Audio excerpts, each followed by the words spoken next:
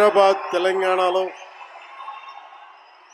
Harihara Veeramalla function ఒక కనీసం లక్షలాది మంది మధ్య జరుపుకుందామని ప్లాన్ చేసిన వర్షాభావాలు ఇతరత్ర కారణాల వల్ల దాన్ని ముందుకు తీసుకెళ్ళలేక ఫంక్షన్ సైజ్ని మన శిల్పకళ వేదికకి పరిమితం చేసినా కానీ ప్రతి ఒక్కరికి టీవీలో కూర్చొని మరింత సురక్షితంగా చూడాలని ఒక ఉద్దేశం.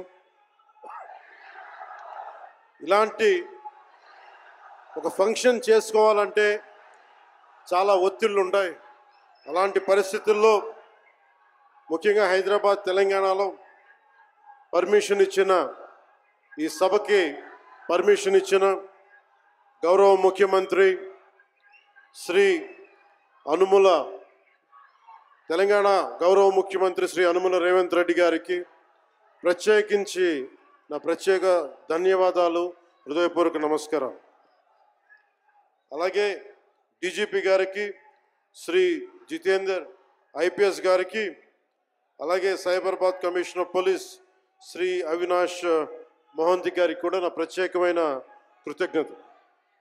ఇది పాపం చాలా బోనాల పండుగ సమయంలో ఒత్తిడి గురవకూడదు, తొక్కిసలాట జరగకూడదు.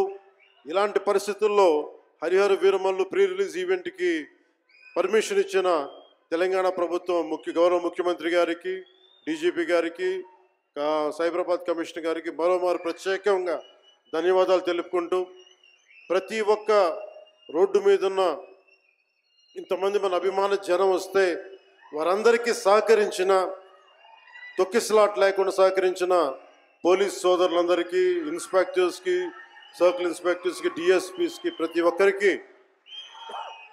అభిమానుల తరపున, హరిహర వీరమల్లు యూనిట్ తరపున నా ప్రత్యేక నమస్కారాలు, కృతజ్ఞతలు తెలియజేస్తాను.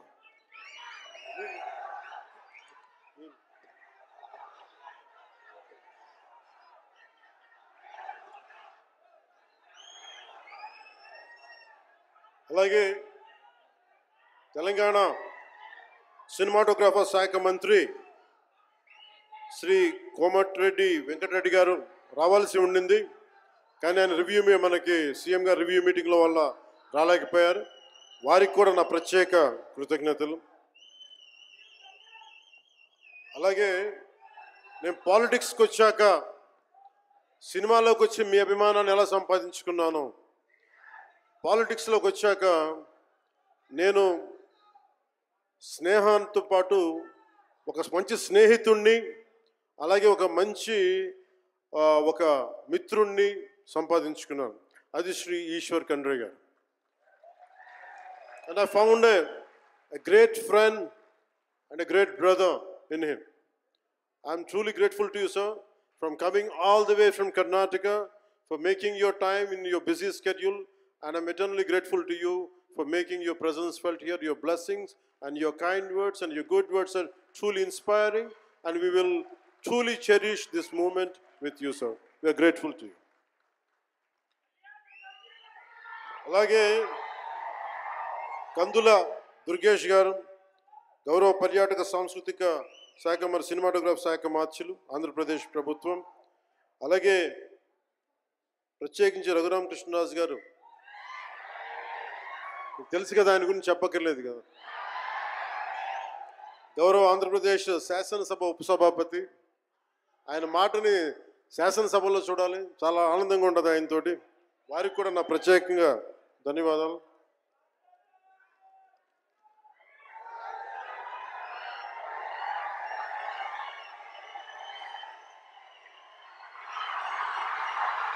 సరిగ్గా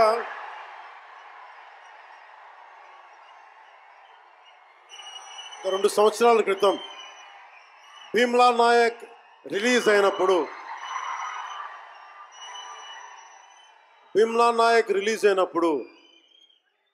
అందరి సినిమాలు 100లో ఉంటే పవన్ కళ్యాణ్ సినిమాలు 10 రూపాయలు 15 రూపాయలతో చేశారు.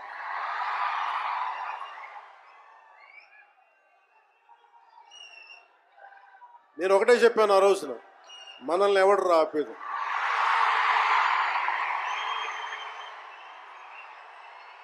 This is not about money. This is not about finance. This is not about records. This is about damn guts. This is about damn courage. This is about damn tenacity. We are here.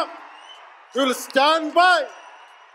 We will serve justice.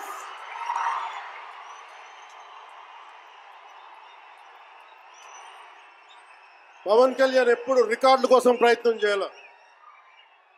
Reluctant actor. మా బ్రహ్మానందం గారు చెప్పినట్టుగా నేనేం కోరుకోలే. నేను ఒక actor అవ్వాలని కోరుకోలే. సగటు మనిషిగా బతుకుదామన్న ఒక్క ఆలోచన తప్ప నాలో ఏం లేదు. అలాంటిది నేను పొద్దున ప్రెస్ మీట్లో రత్నం గారి గురించి మాట్లాడాను. ఇప్పుడు మీకోసమే మాట్లాడతాను. అది నా అభిమానుల కోసం. ఈరోజు నేను ఇక్కడ నిల్చున్నాను, పడి లేచాను, పడుతూనే ఉన్నాను, లేస్తూనే ఉన్నాను.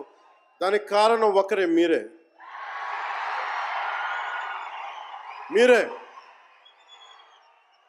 పడిపోయినా, కింద పడ్డా, లేచినా, ఉన్నా అన్నా నీ వెంట మేము ఉన్నామని.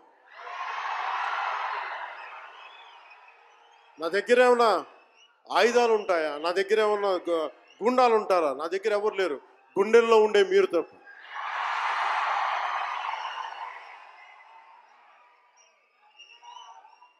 దాదాపు నేను 96లో నా మొదటి సినిమా అక్కడమ్మాయి క్లబ్. ఇది 2025 అంటే ఆల్మోస్ట్ 29 to 30 years. అంటే దాదాపు 29-30 సంవత్సరాలు నేను చిత్ర పరిశ్రమకు వచ్చి. ఎలా ఉంది అంటే నాకే తెలియదు, అలా కాలం అట్లా అయిపోయింది. కానీ కొంత వయసు పెరిగిందేమో కానీ గుండెల్లో చావు ఇంకా చావులకే బతికాం. ఇక్కడే సభలో సర్దార్ గబ్బర్ సింగ్ సినిమాకి మహబూబ్ నగర్ నుంచి వచ్చిన ఒక యువకుడి గురించి చెప్పాను. మన అభిమానులు ఒకటి గురించి చెప్పాను. అన్నా నువ్వేమి ఇవ్వదు, ఒక హిట్ ఇవ్వన్నా చాలు అని. ఆ రోజు నేను భగవంతుని కోరుకున్నాను. నా అభిమానుల కోసం, నా కోసం కాదు కానీ ఒక హిట్ ఉంటే బాగుంటుంది అని కోరుకున్నాను. అది హరీష్ శంకర్ గబ్బర్ సింగ్ వల్ల తిరిగి వచ్చింది. కానీ ఈ సినిమా చాలా డిఫికల్ట్ టైమ్స్లో చేశాను. ఇది సినిమాల మీద టెక్నీషియన్గా నేను ఉండి ఒక్క నిమిషం సినిమాలు కష్టంగా ఉండి, ఒక సినిమా చేయడం ఎంత కష్టమో, సినిమా చేయడం చాలా చాలా కష్టం.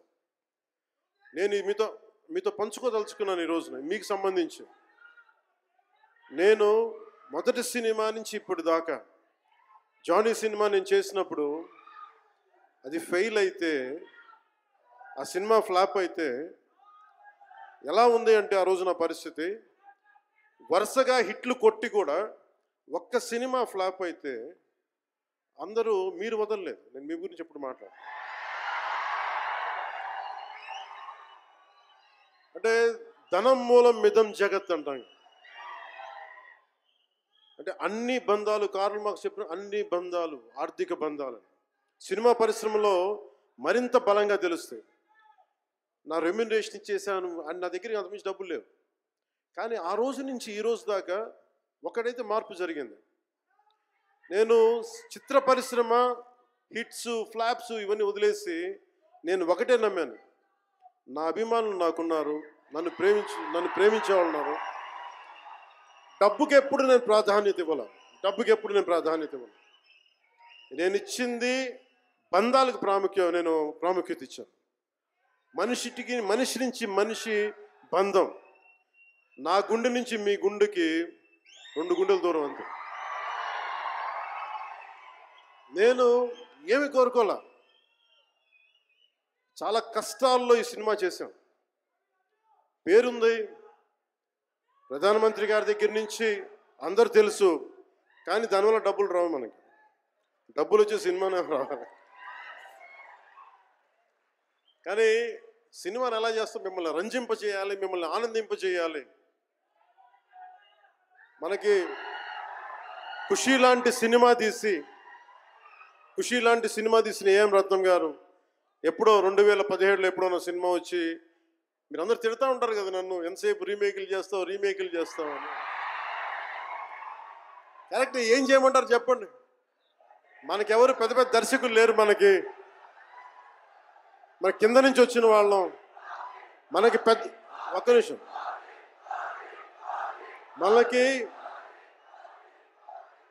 మన సినిమాల్ని చెప్తున్నా, ఓజీ సంతోషం, ఇది వీరా,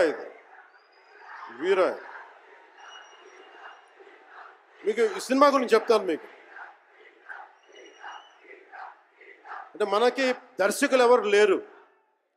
నన్ను అందరూ కూడా ఈ రీమేక్ చేస్తే వీడితో పని అయిపోతే డబ్బులు వస్తాయి, వీడికి రీమేక్ చేస్తే డబ్బులు వస్తాయి. మధ్యలో నేను చేసిన పాపం వల్ల ఒక ఫ్లాప్ తీసాను అంతే. ఆ ఫ్లాప్ తర్వాత నా గ్రిప్ రాలే మళ్ళీ ఫిల్మ్ ఇండస్ట్రీలో. మళ్ళీ నాకు నిలబడింది ఒక త్రివిక్రమ్ శ్రీనివాస్ నిలబడ్డాడు నాకు. ఆయన ఎవరో కూడా తెలియదు నాకు. ఎవరన్నా సక్సెస్లో వెతుక్కొని వస్తారు, అపజయాల్లో వెతుక్కొని వచ్చిన నా మిత్రుడు, ఆత్మ బంధువు త్రివిక్రమ్ శ్రీనివాస్ వచ్చి అప్పుడు జలసా తీశారు. కష్టాల్లో ఉన్నప్పుడు లేదు, అడ్వర్సిటీ రివీల్స్ ట్రూ క్యారెక్టర్ అంటారు. కష్టాల్లో ఉన్నవాడే వచ్చినప్పుడు స్నేహితుడు. అలాంటి స్నేహితుడు నాకు భగవంతుడు త్రివిక్రమ్ శ్రీనివాస్ ద్వారా వచ్చాడు. అలాగే ఎందుకు రీమేక్స్ చేశాను మీకు ఉంటుంది కదా. నా పార్టీని ఎవడు నడుపుతాడు?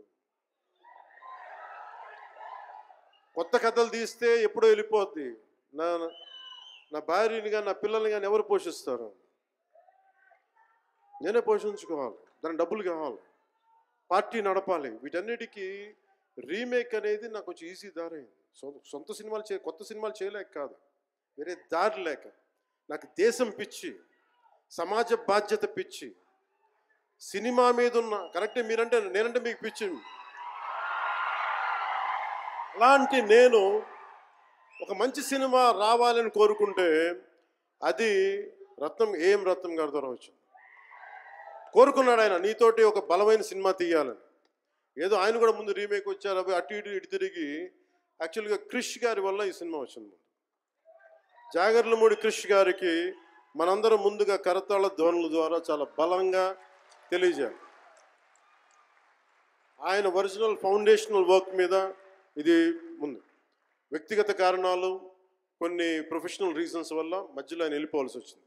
ఈ సినిమాకి 2 కరోనా వచ్చినాయి, 2 కరోనా వేవ్స్ కొట్టినాయి.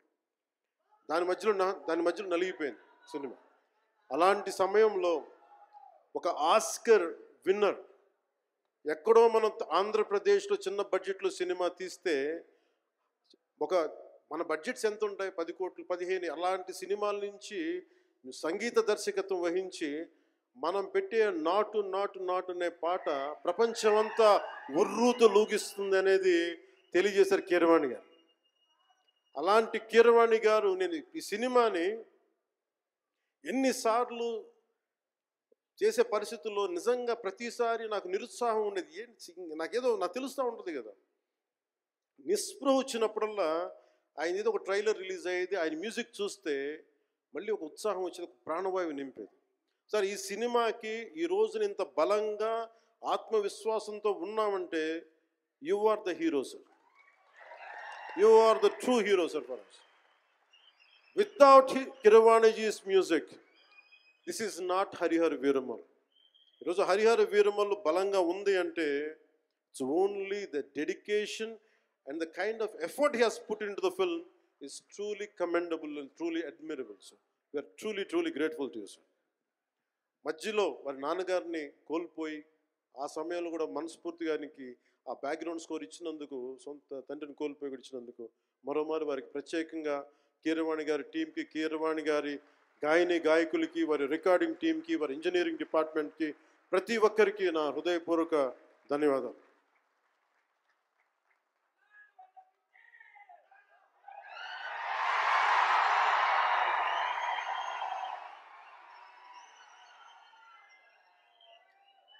ఈ సినిమాని టెక్నీషియన్స్ గురించి అందరితో మాట్లాడి then will talk about cinema.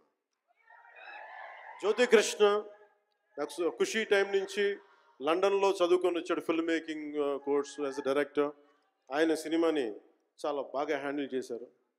ఎలా ఈ పరిస్థితులు ఎవరు చేయగలరు అనుకుంటా ఆయన స్టెప్ ఇన్ అయ్యి ఒక తండ్రికున్న విజన్కి కొడుకు సారథ్యం వహించి తండ్రి కొడుకుల తాలూకు ఇది ఎఫర్ట్ ఈ సినిమా. ఇది సో మనస్ఫూర్తిగా జ్యోతికృష్ణ గారికి, రత్నం గారికి మరోమారు నా ధన్యవాదాలు చెప్తా ఉన్నాను.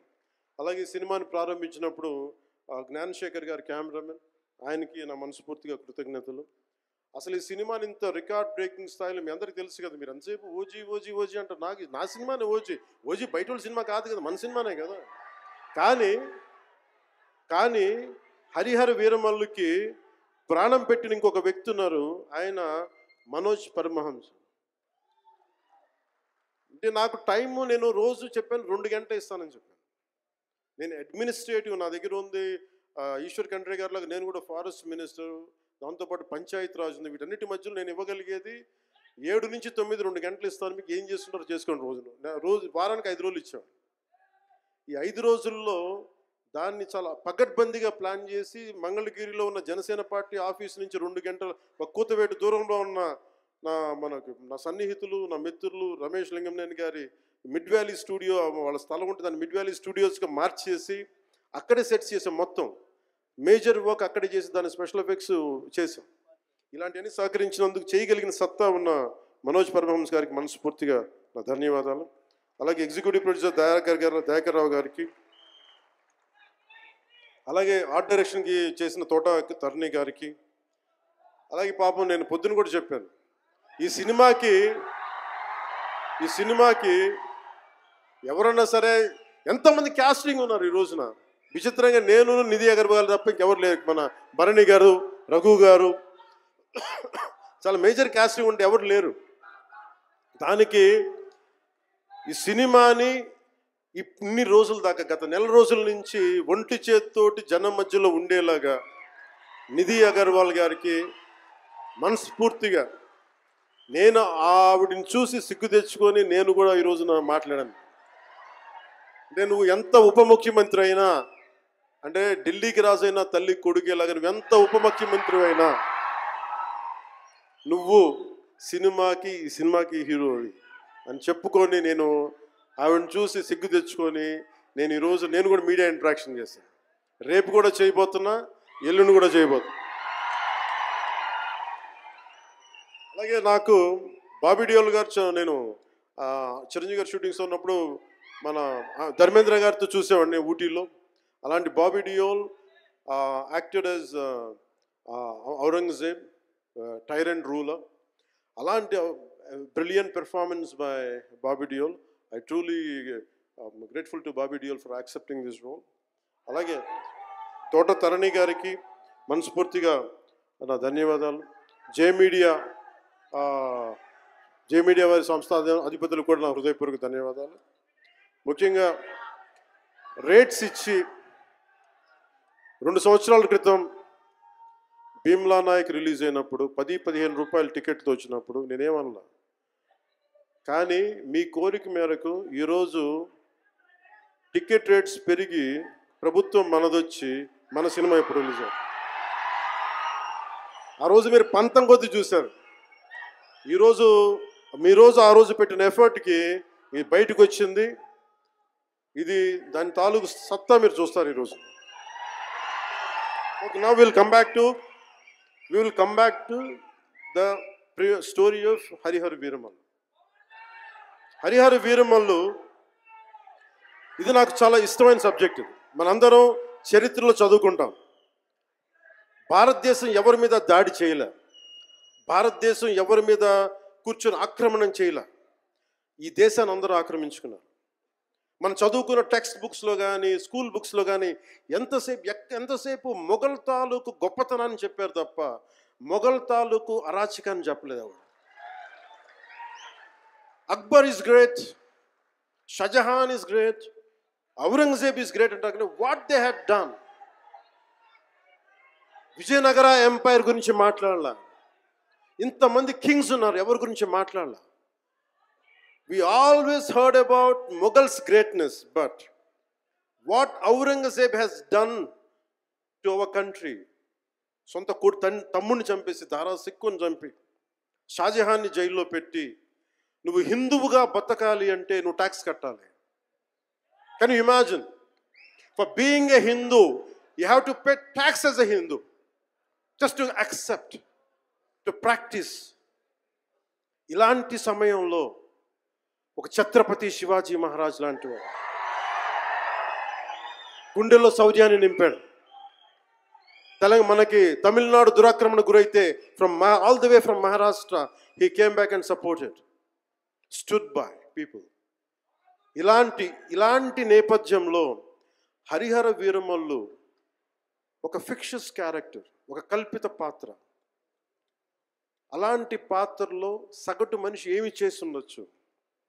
ఎంతసేపు మనం కోహినూర్ కోహినూర్ కోహినూర్ కోహినూర్ ఎక్కడి నుంచి వచ్చింది?